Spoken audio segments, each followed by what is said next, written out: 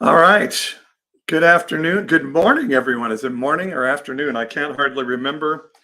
Welcome to another one of our 5 days of reconstruction as we prepare for our next cohort of Reconstruction U, the coaching work I do for people. And, we're one of the things that's important to realize as you come in and join is that we are in a season of, we're just in cultural trauma right now. Like, all of us together as a people have been going through a shared trauma, and it's really a fact. And what we see a lot in people is a trauma response. We are responding as trauma victims to what's happening in the world around us, and so we need to learn together how to have good healthy trauma responses to be able to kind of get through this together. Oops, sorry, my camera is messing up here on TikTok. So awesome. If you want to let me know where you're joining from, to let me know you're here, we're going to talk today about what I have entitled The Amazing Amygdala. We all have this wonderful friend inside of us right back here called the amygdala. And the amygdala is our friend. Hi, Jamie from San Jose. Good to see you today. Because the amygdala protects us. It is our basic fight flight instinct mechanism. It tells us we are in danger and we have to protect ourselves. Hi, Tennessee, Oakley from Tennessee. So what happens when there's a sense that we're in danger, the amygdala kicks into action and the amygdala begins to grab resources from the rest of our brain, begins to take the blood from the rest of our brain and starts to say, nothing else matters except us surviving this moment.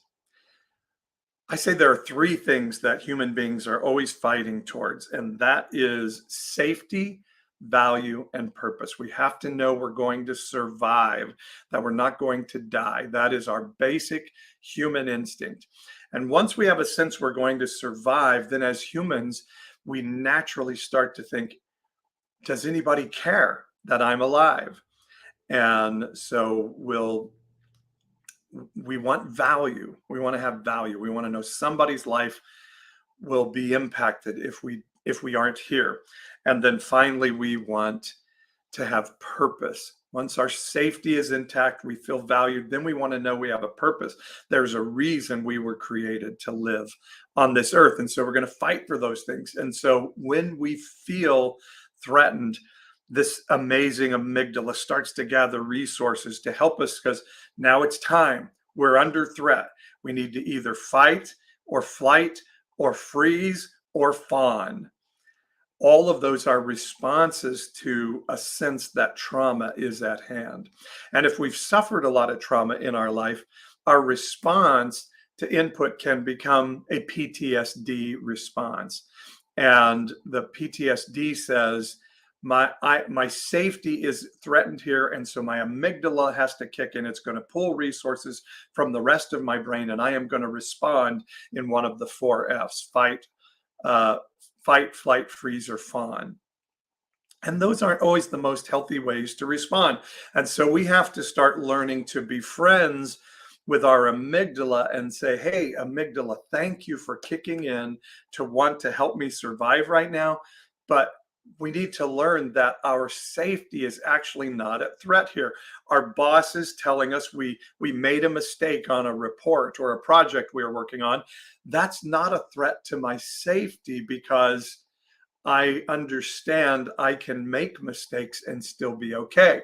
When we've been told by a perfectionist mom or an authoritarian religious leader that making mistakes is sinful or not okay,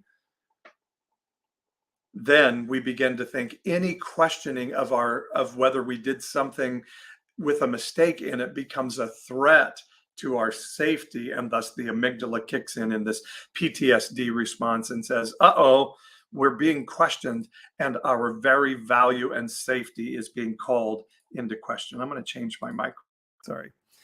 And And as we know and we learn as we begin to grow up, no, actually, my safety is not at risk here. So if I've been raised in a religious, ideological environment, the American Christian church, which is the white American Christian church, which is married to its ideology, then when somebody says, I don't agree with your abortion stance, our amygdala kicks in. My safety and value is under attack by you disagreeing with me, because what I know is there's right and wrong, black and white, and any disagreement with that is a threat to my safety and value. Instead of just being able to say, oh, wow, we disagree, let's have an exchange and discourse, all of a sudden there's a threat to my community narrative, and that's an attack on my value and my safety. And we see the response that we have now. And so a person who's living in that type of PTSD, that religious sense that my religion has to be right and yours has to be wrong, or else my value is attacked, then is why we see people respond the way they do, and why they become very easily manipulated by political tactics or by conspiracy theories or the crazy things we have going on today. And so we just need to be able to take out the PTSD response that says, I disagree with your stance, but I can still recognize your humanness and we can still have relationship. Powerful people can learn to lean into vulnerability of admitting mistakes or disagreement. A powerful person can also say, I don't need you to be fixed at this moment. If what I'm doing makes you uncomfortable, that's a you issue, not a me issue. That's something for you to work through. I don't have to fix that for you in the moment. I'm more than willing to have a discussion about it, but if you're uncomfortable with being uncomfortable, that I cannot fix for you. And I'm going to allow you to choose to be in that space, and I don't need to fix that. It was a futurist named Alvin Toffler who said the illiterate of the 21st century will not be those who cannot read and write, but will be those who cannot learn, unlearn, and relearn. So we see illiteracy in our culture today of people who say, my belief system cannot be threatened. It cannot be questioned. I'm not allowed to question it, and you're not allowed to question it. And so we're raised in the traumatic, toxic environment of indoctrination. And when we're indoctrinated, it becomes very difficult to think without being manipulated. And so the other thing we see in culture today are a lot of us who were raised in the toxic, traumatic environment of indoctrination. We're starting to ask questions. It's called deconstruction. And we're saying, wow, if I'm indoctrinated and I'm starting to question that indoctrination, my safety and value of being a part of this community is under threat, and a foundation starts to leave underneath our feet. We start to feel like we're standing on unsolid ground. And I hear people all the time who are saying, I cannot be a part of that right-wing religious system that I was brought up in anymore, but who am I now? What does reconstructing my belief system look like on the other side of that? Do I have to throw out everything I learned of the Bible? Do I have to hate Jesus? Do I just hate everything I ever learned? Or is there a space where I can say, hey, amygdala, it's okay. I can question my belief systems. I can live in the gray area of I don't know and not have to feel my safety and value under threat.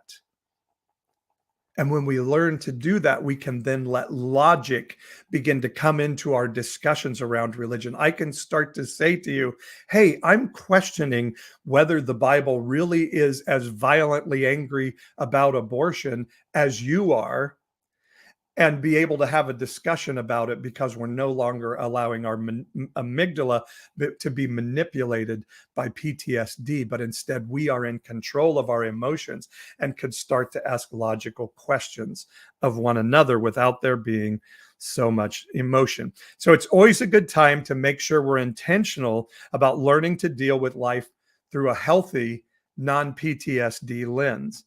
And my journey into a healthier life began with a decision to say transparently, hey, I'm not in my best place right now. I need to look into what's going on inside of me.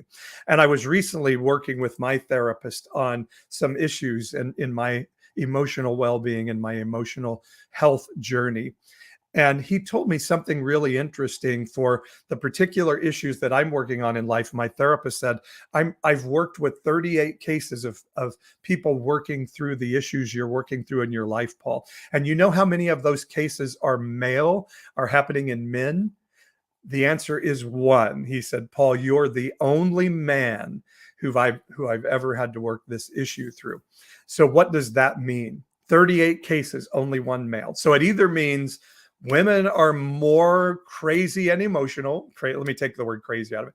Women are more emotional in an unhealthy manner, or more working through unhealthy emotions. And I just happen to be a little less manly than those John Waynes out there who just forgive and forget and move on and are chill.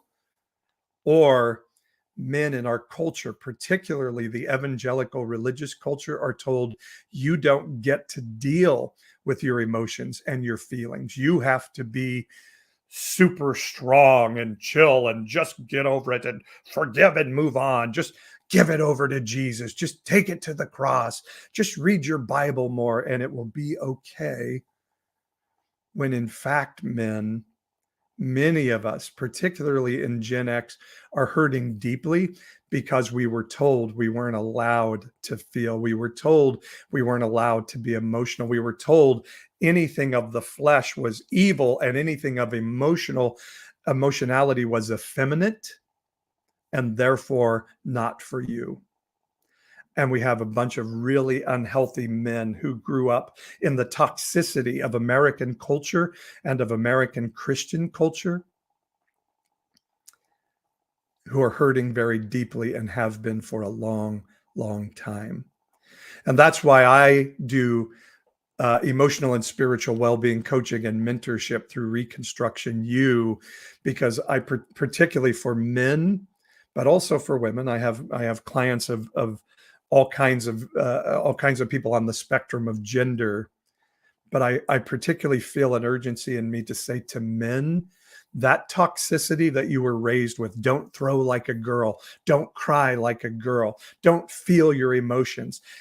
Flesh is evil. You're an original sinner. You're a reprobate mind. You are a depraved human being because flesh is evil, is toxic theology and toxic cultural belief systems and mindsets that have destroyed us inside. And the people who propagate that belief system need to be told, no, you don't do it anymore. And so if any of this resonates with you, like when you get in a situation where somebody's challenging you with a mistake, that you start to feel, oh no, they're going to find out I'm not good, and look out, it's going to be terrible. I need to throw up a big defense system. Or, oh no, I can't have this conversation with a person who believes differently than me. Or, oh no, I'm not allowed to reconstruct my beliefs or deconstruct my beliefs. I want to help you. I want to work with you. So here's what I'm offering today as I'm doing my special 5 days of Reconstruction U, a free one-on-one consultation with me. We can hang out together on Zoom and chat about it. And if you go to my website, pastor-paul.com, you can schedule that appointment right onto my calendar today. And I may not have any spaces left for today, but I want to meet with you one-on-one and just kind of see where you are and see what I do that can help. And it may be that my coaching services will be powerful for you in this season. I believe they will be, and we can discuss that. I'm also offering a huge discount on my coaching services right now, 40% off, because I know it's been a difficult time for many of you out there. And so we're offering a huge discount right now because I want to make my coaching services available to you. So if you've been going through deconstruction and are struggling to find your footing, let me offer some Reconstruction U coaching to you through my online curriculum, cohort learning, and one-on-one coaching and mentorship. I can help, and I've helped a lot of other people. So if you go to pastor-paul.com, don't forget that dash, pastor-paul.com. I would love to hang out with you and have a discussion and see if my services can help. And in our 5 days of Reconstruction, maybe it's time to say, hey, I'm feeling a little unsettled emotionally inside. I'm feeling like the earth is shifting under my feet as I'm deconstructing my beliefs, and I could use some coaching help to walk that through. Let's talk. pastor-paul.com. That's the website, and go check it out. So that's my spiel for you today. And if you would like to ask some questions, have some discussion around that, I have about the next 30 minutes to have a chat with you and be willing to work through some of these things together. So what are your questions? What are your thoughts today? And I would love to hear them and have you share them. I'm going to blow out my candle. I'm actually going to light a little bit of incense just for our special moment together as we share this time. Sorry, I'm a little bit stuffed up today, my nose. What are your thoughts and questions about shared cultural trauma bringing the situation we see today that so many people, particularly in the evangelical Christian spaces, are really struggling to be able to have their beliefs questioned, and it makes them somebody that's very easy to manipulate by our political leaders and by our religious leaders and people who, raise their dukes up when you start to say, hey, I disagree with your belief system, or the fact that my therapist says, I'm working with a lot of people who are walking through what you're walking through in your trauma therapy, Paul, and none of them are women because men are told you don't get to deal with your emotional issues. Toxic Christianity and toxic American culture that worship John Wayne more than Jesus tend to make men feel like we don't get to look inside and see what's going on. Would love to know your thoughts on that. And it's a big reason why I stand against evangelical Christianity and republicanism, because they actually press against the well-being of people. Christians will call it the great falling away. Yeah, the great falling away of people pursuing emotional health. Isn't that ironic? And so, yes, my father was very much a part of that religious system and that toxic religious space. And so instead of getting emotional help, which he would never been allowed to do as a pastor in the Assemblies of God churches, instead he just beat the shit out of his children and abused them brutally. And that's what the Assembly of God preferred was, yes, keep that in-house. Don't let that get out. Let's not work on emotional health. Let's protect the abuser so we can protect the organization of the church system. And that's what's preferred inside the house of the church. We may argue and say that we don't, but we actually do. It's actually ingrained into the culture. Actually, it's ingrained into American culture, which is heavily influenced by the Protestant Christian culture and Catholic as well. But it's actually still an espoused belief system of the church. And it's particularly played out in our belief of complementarianism beliefs, when we believe that women are second-class citizens, are not as valuable as men. We not only set up women to be mistreated under that system and discounted and not taken seriously, but we also then abuse men by telling them your toxicity is in fact a part of being male.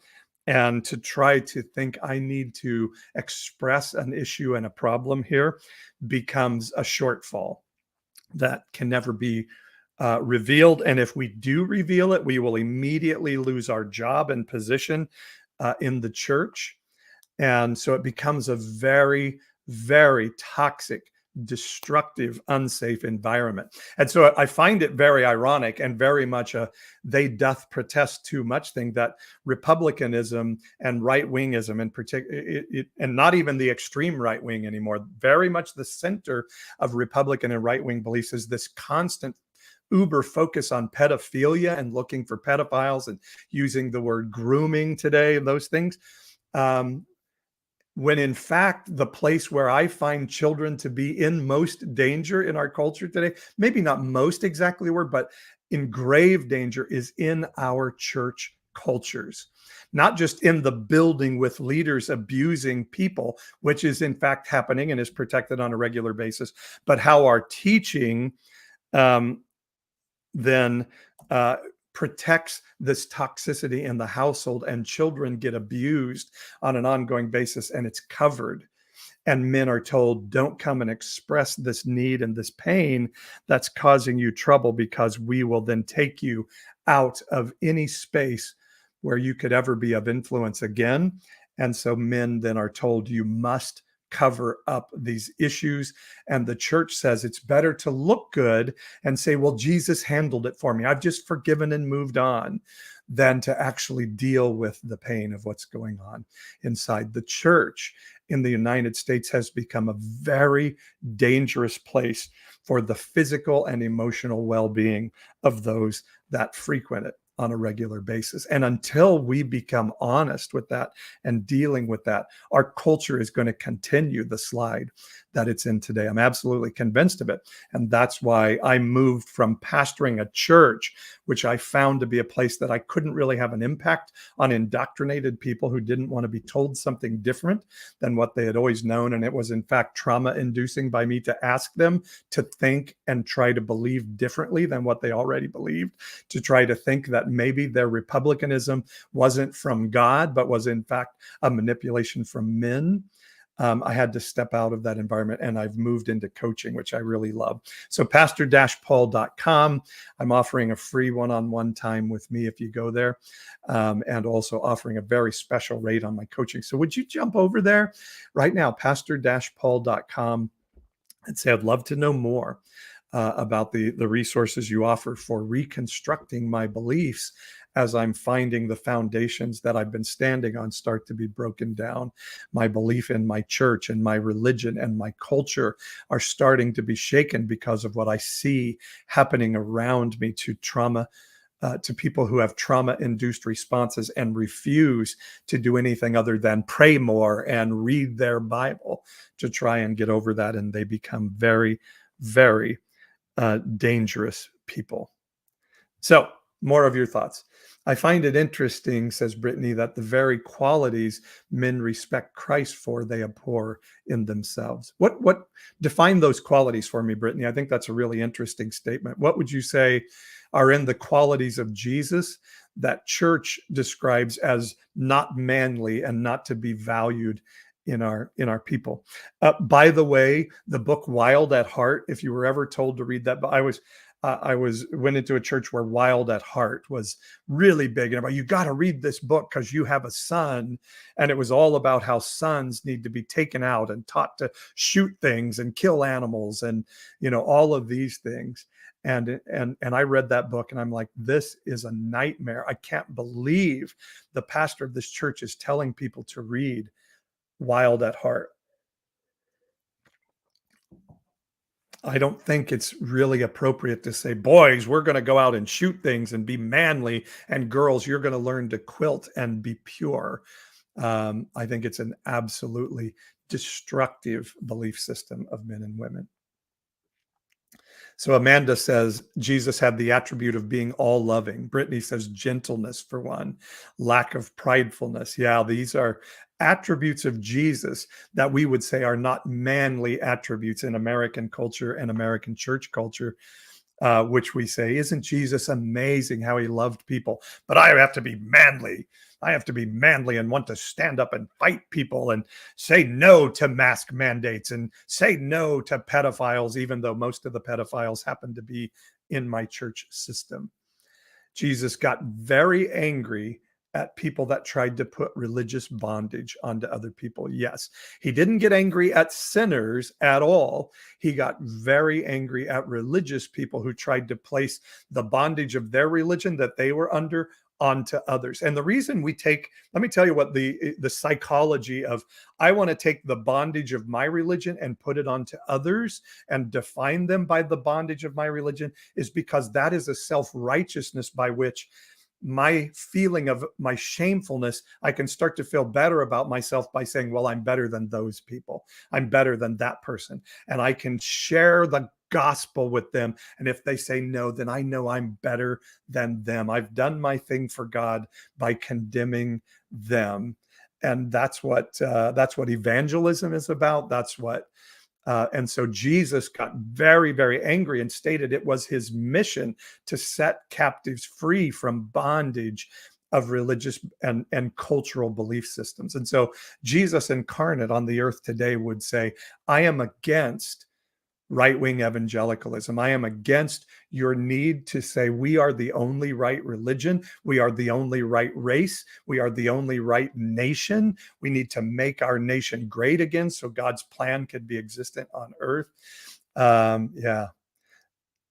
I just stopped by to say thank you for speaking out. Thank you very much, Wang Dang Doodle. Ma James says, remember how Jesus talked all the time about how men needed to be manly? Yeah, no. In Matthew 19, there's this really crazy passage where he says, hey, tough teaching for you here. Do you know that some eunuchs are born that way? Some eunuchs are made that way by others, and some choose to be that way for ministry. So a eunuch was somebody considered effeminate, not manly, not a reproductive man. And so I would say Jesus would say very much today, like, hey, here's a tough teaching for you evangelicals. You know, those gay and trans people you passionately hate so much and feel like you're doing the work of my work to pass laws to single them out and show them how much you hate them. Do you know God created them that way? Some choose to be that way, but God created them that way. Here's a tough teaching for you. Yeah, you've never heard that passage before because Christians ignore that it's in the Bible. Yeah, as we're deconstructing, we can start to feel like, ooh, the foundation is moving under my feet. And that's why I offer Reconstruction U coaching, because we need to recraft our identity so we don't respond in a trauma response anymore, but instead can respond very strongly. Here's another passage that you've probably never heard taught about in a church service, and it's Jesus talking about the woes to the city. Oh, Tyre and Sidon, you're going to have a bad day. And everybody's going, yeah. And then he says, oh, by the way, you, Capernaum, you really religious city of Capernaum, the city where Jesus headquartered and did most of his miracles. He says, you know what, Capernaum? Sodom's going to have a better judgment day than you. So what do evangelicals think about Sodom? Now, I think wrongly they think Sodom was destroyed explicitly for homosexuality, and I think that's a misinterpretation of Scripture. But even if you do believe that, and particularly if you do believe that, then what do you say about the fact that Jesus said the very religious city of Capernaum was about to have a worse judgment upon it than Sodom had upon it? I think Jesus would say to the evangelical church, Judgment Day is going to be better than Sodom for you. Kevin McCarthy, people who are willing to give up morals and the lust for political power, are willing to genuflect and kiss the ring of a corrupt, incompetent, horrible leader. He says, hey, you think you're doing something godly, but Sodom's going to have a better judgment day than you, because you're not following my command to care for the marginalized and the poor. Instead, you're trying to impose your religion and power onto others. Thank you guys for all the likes we have going up right now. 3.3K likes. I love it. I love it. I love it. And share this with others. And again, don't forget, go to my website, pastor-paul.com. And you can sign up for a free one-on-one with me and we can chat for a little bit and find out if my coaching services can be helpful to you. We can have that discussion. And for those that really want to help support what I do and allow me to do content like this on a regular basis, you can go to my website and click on the Support Pastor Paul button. And for as little as $5.99 a month, just be part of helping me do what I do financially and be able to exist financially. Juicy says, totally interested in that. Awesome. Well, let's get a one-on-one together. If you go to pastor-paul.com, the first page that will pop up is my Reconstruction U page, and it'll give you links to more information and also a link to schedule a one-on-one with me so we can start to reconstruct our identity as our belief systems are being deconstructed. Kanzanan says, deconstruction is part of cultural change now. Yeah, it is. Stormy says, in all my learning, everyone has taught to repent, but nobody is taught how. So repent, the word repent means to change your mind and change your direction. It doesn't mean to confess sin. It never did, and it never has. Repent means I'm going to act differently. I'm going to change my mind. It literally means to turn and go 180 degrees in the opposite direction. So repenting means I had this belief, and now I'm going to examine whether that belief needs to change as I go into the next season. Romans 12 said it this way: don't be conformed to the age that you're in. Jesus said it this way: don't put new wine in an old wineskin. Romans says, don't be conformed to this age, but be transformed by the ongoing renewing of your mind. Be completely transformed, be changed into something totally different. Repent, go in the opposite direction by the ongoing renewing of your mind. And why do you do that? So you can know what is good and right in a season. If we hang on to old mindsets, we become what we see in evangelicalism. We cannot have our beliefs argued against, and we can be easily manipulated into something because we've lost our eyes to see and our ears to hear what the Spirit of heaven is actually doing in a season. So repenting means come to a Reconstruction U coaching class and allow your mindset to be challenged and say, do I need to rethink my identity in this season? I've had a mini session myself that really helped me and still helps me every day. Thank you, Jamie. So pastor-paul.com, go there and sign up for the free one-on-one. One-on-ones was super helpful for me. Thank you, Smoke My Petty.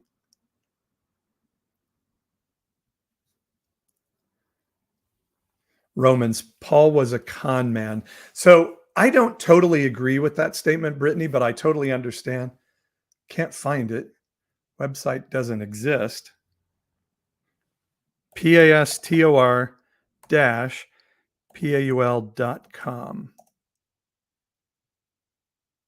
Yep, it just popped right up. So I'm sorry, Raquel, that you're having that problem.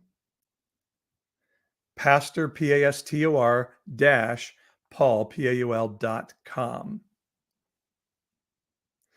So tell me if you can't find it, Raquel, and we'll figure a way. Yeah, watching people worship Trump. Did you hear Kevin McCarthy, who thinks he's going to be Speaker of the House after the 2022 midterms, was recorded saying he was going to demand Trump resign after January 6th. And then his office adamantly denied that he ever said that. And recordings were released last night in the media. I love it. These guys have sold their soul to this fucking moron, to this total loser, incompetent, horrible person. And then they're stunned when he turns on them. And it's just really, I'm sorry I'd be laughing about it. But when you sell your soul to a horrible person, you have to know it's going to come back to bite you. And Donald Trump is that terrible, terrible person. Stormy says, I'm not a person who cries easily often, but the way you explain that brought tears to my eyes. Thank you. So yeah, let me explain to you, Brittany, why I don't totally agree with that. Although I think there's an argument that can be made. Yes, Marjorie Greene is in court today. I love it. She claims to be a Christian and she's such a fraud. She's such a terrible person. She is a horrible, horrible person. And if you're going to be a horrible person, that's one thing. I'm offended by you being a horrible person. But if you're really not smart and do it so publicly, I mean, you get what you deserve. And she's really not a smart person. Paul Gasser is really not Gosar is really not a smart person. Sarah Palin, really not a smart person. Lauren Boebert, really not smart. Like I can hate Tucker Carlson all day long, but Tucker Carlson is a smart guy. And so that makes him a really scary person in a lot of ways. And certainly Gosar and Marjorie Taylor Greene are scary people. Donald Trump is a scary person, but the idiocy of Donald Trump saved us in 2020. And I think the idiocy of some of these other guys will save us. The ones that scare me are the Ron DeSantis's that aren't dumb, the Tucker Carlsons that aren't dumb. But But Marjorie Taylor Greene is really dumb. Okay, I'm sorry, Brittany. So again, let me tell you, I totally understand why you say that. I actually think Romans is one of the most important theological tomes in the Bible. And I believe it was written by Paul, who also was a very smart and sometimes scary man. Because Romans, if you really understand what Romans is saying, it's saying the law has to go away. Religion has to go away if you really understand the story of the covenant of heaven with humanity. If you understand the covenant of God with Abram that we read about in Genesis, then there can be no legalism. We can never say, if we really understand Romans, we can never say, hey, homosexual person, you're going to hell for being homosexual. Romans is saying no deed makes us inherently sinful. That's not the gospel. Now, there have been parts, I believe, that were added into Romans later. And so then as we look at Paul's writings, some of them are abused because they're not theological tomes. They're letters to individual people and churches. And those have been made into theological tomes. But Romans, I believe, was written to be a theological discussion. And then, by the way, then a whole bunch of books that we attribute to Paul actually were never written by Paul. They were written by somebody else, and his name was used. Yes, it's all grace now. Where was Ananias and Sapphira's grace? Yeah, that's a story that's always messed me up. So one thing I say about Ananias and Sapphira, if we want to build a theology, we would have to say that's the only time that ever happened in the New Testament. So we can't build a theology that God will kill you if you lie about how much you sold your land for. And I believe that there's a whole lot of discussion of what happened there with Ananias and Sapphira. Again, I think it may be a misplaced understanding of who God is by either Peter or Ananias and Sapphira. And so the stress of it all killed them. I think there's a lot of ways we could discuss about that. But I think ultimately what Romans is telling us, the complete story of Romans is Abraham was credited righteousness and he never prayed a sinner's prayer.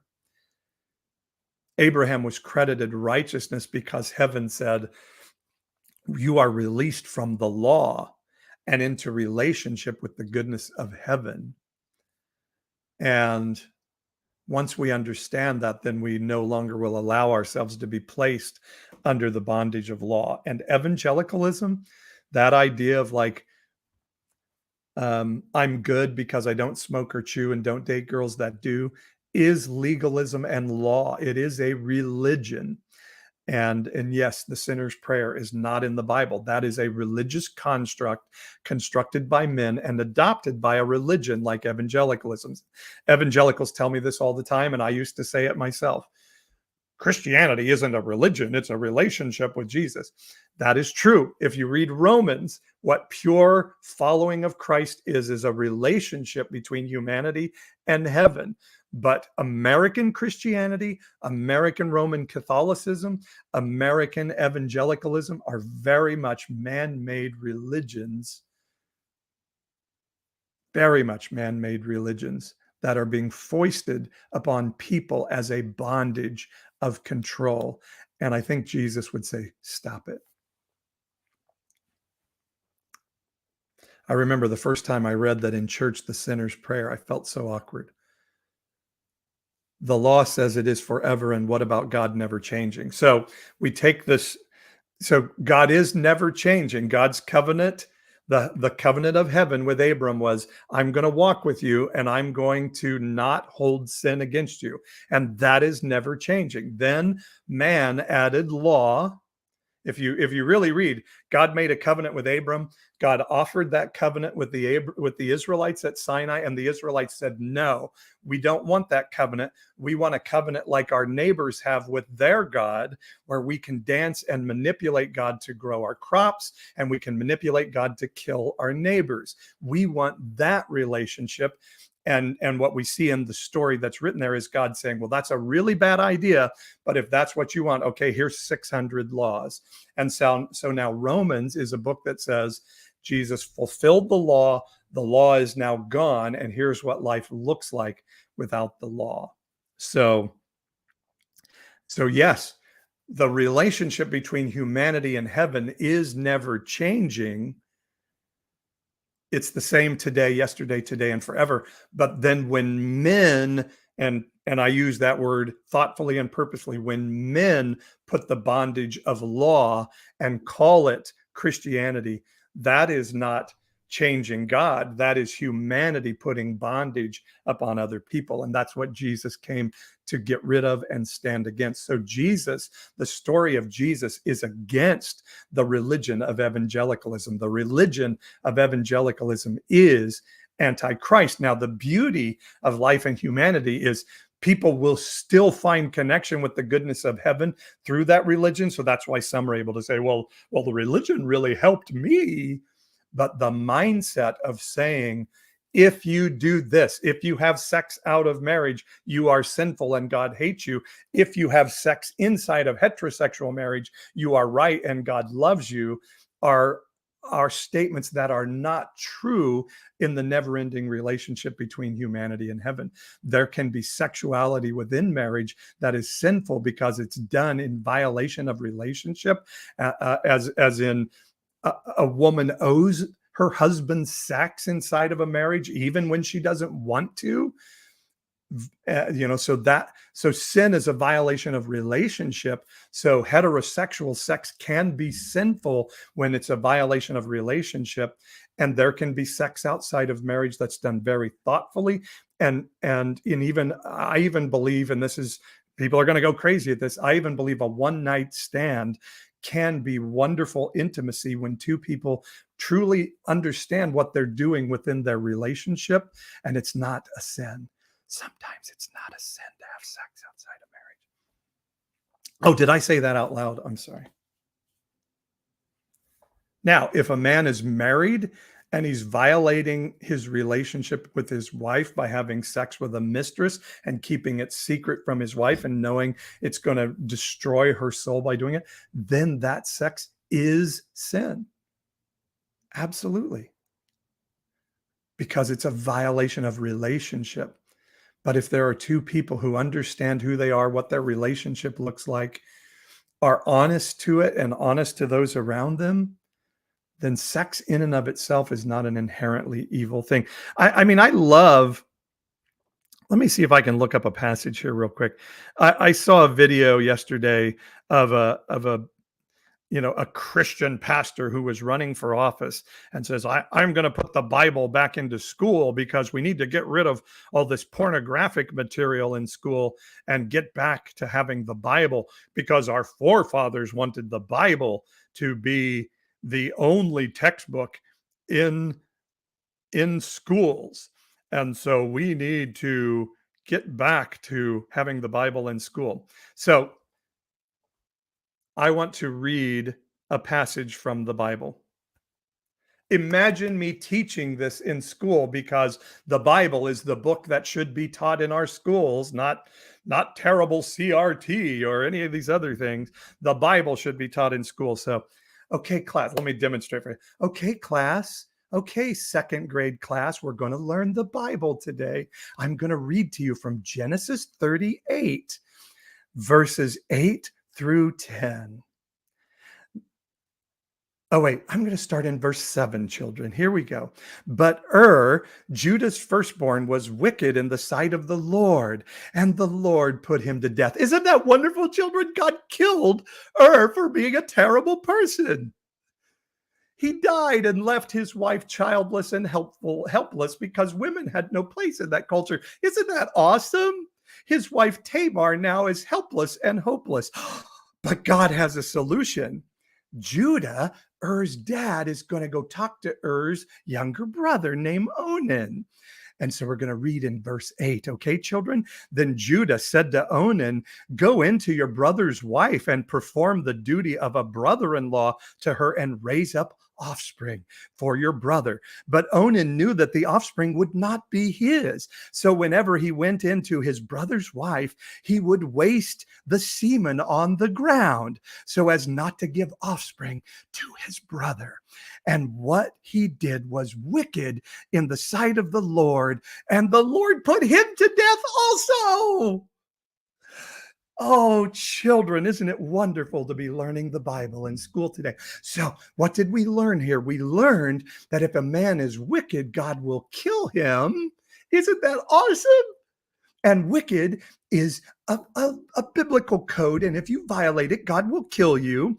And so this man was killed, and so his wife wouldn't be left hopeless in our terrible patriarchal culture. The job was for the brother to go in and have sex with his sister in law. You know what sex is, right, children? The Bible is full of it. Go in and have sex with your sister in law so you can knock her up so she'll have an heir to take care of her, okay? And so Onan went in to have sex. We know what sex is, right, children, because we learned the Bible in public school, and sex is all through the Bible over and over. So he went in to have sex with his sister in law, which is perfectly fine because the Bible is what's in charge of us here in the world. And when he started to have sex with her and he was about to orgasm, and again, it's okay, children, that I teach you about orgasms because it's in the Bible. And when he was about to have an orgasm, he would pull out and he would spread his seed on the ground instead of in his sister in law because he didn't want her to get pregnant. Isn't that wonderful, children? And you know what happened to Onan for doing it? God killed him. Isn't that great, children? And you know the other lesson from this is masturbation, which we used to call onanism. Masturbation will kill you. God will kill you if you masturbate. All right, any questions, children? Fuck off, Christians.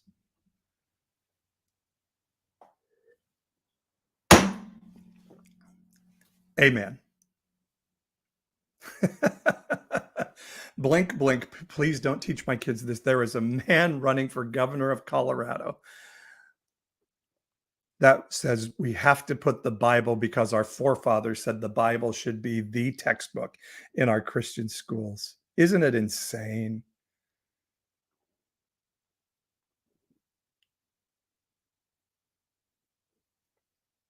No pulling out. Got it. Yes, Florida public schools should have this lesson taught. God will kill you if you don't impregnate your sister in law. Thus saith the Lord. If God will kill all of us for masturbating, we should all be dead then. Yes. In Christianity, we take normal human function and desire and we call them sin, and then expect normal human beings to live under that and come out and be raised normal human beings. And we're just not. We're raised as toxic, trauma filled human beings who hate ourselves because we've been told the Bible tells us to hate ourselves. I love you. That was awesome. I guess I'm going to have to make a TikTok out of that. It just makes me sick. This right-wing Christianity, it's we're better than you are. Nonsense. It's destruction of trans kids thinking they're doing something for God. It's awful. It's awful. Thank you, Katie. I love you. That was awesome. Stormy says, about if they ever use contraception or pulled out before their faces when a 17-year-old me asked that. Oh, you asked your teacher if they had used contraception or pulled out? You should make a TikTok about this. Yes, I will. That would be awesome talk. Human and do those human things. If they really want the Bible to be in schools, which I don't, read them The Levite's Concubine. Is that the one where he cut her up in a bunch of pieces and distributed the pieces throughout Israel? I love the story where the guy makes a covenant with God. The first person that walks through my door, I'm going to kill. And it's his, and so his daughter walks through the door.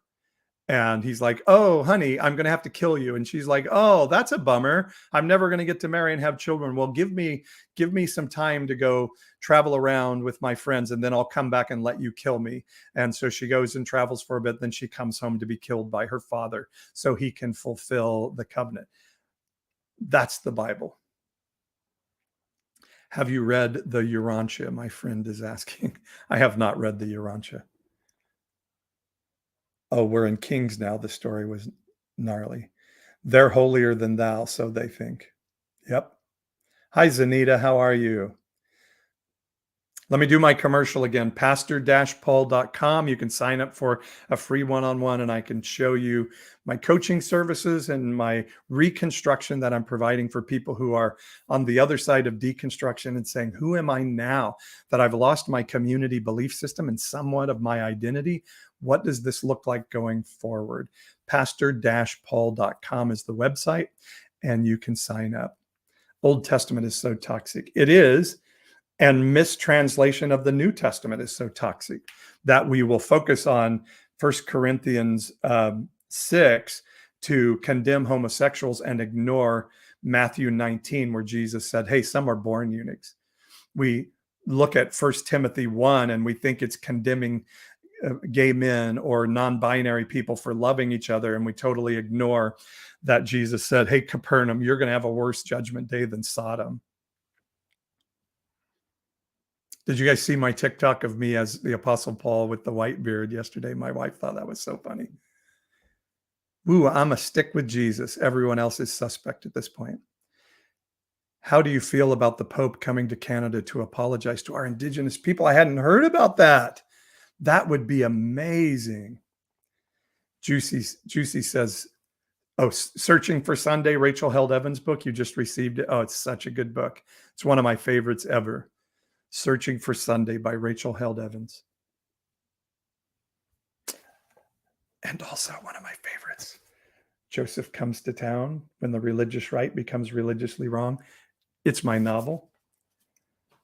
And if you sign up for $5.99 on my website, if you hit that Support Pastor Paul button, sign up for $5.99, you can get the audiobook version with exclusive commentaries from me of my novel. And it's the only place you can get the audiobook in all the world. pastor-paul.com. Click on that Support Pastor Paul button, sign up at $5.99 a month, up to $100 a month, and you'll get the audiobook version of my novel. Katie says, financially, I'm stuck till the end of July. I can sign up then, I hope. Well, Katie, make a one-on-one with me. And if the finances won't work right now and we can work out a deal to pay them at the end of July, I would still love to have you in my cohort now. So that's fine. I'll work with anybody financially to make it work for you because I know times are scary financially. So if the finances are in the way, just go to pastor-paul.com, click on that, schedule a one-on-one, or contact me via email through the website, and we'll work out a deal. I'll make it work for you.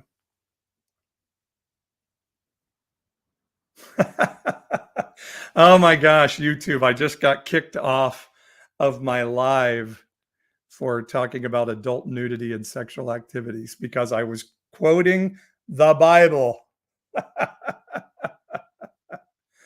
Oh my gosh.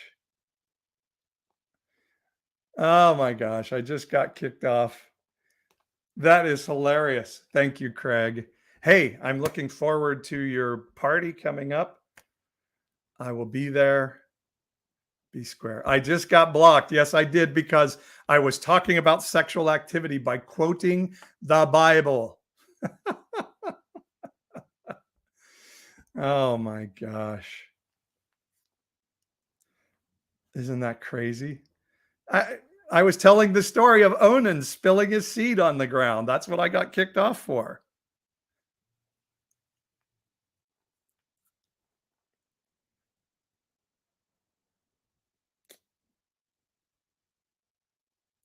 Oh my gosh. So I'm going to have to appeal. I have to see how I can appeal this. Fucking TikTok. Jeez. I got to appeal. Was this a mistake? Submit appeal. Yes, I'm going to submit appeal. So sometimes they uphold the appeal, sometimes they don't. I hope so, because I'm supposed to go live again tomorrow, and they've suspended my live privileges for telling a story. This is my point. This is my point of it all. Republican Christians are trying to ban books for having sex in them when the Bible is the most sex-filled book you could possibly have. Now, so I don't think anybody has the ability to block me. They can just report me. Crazy. It's exactly what I'm saying. Republicans want to ban books. They want to ban CRT when the Bible is the most sex-filled book that you could have in a library anywhere. Oh, human beings. Human beings.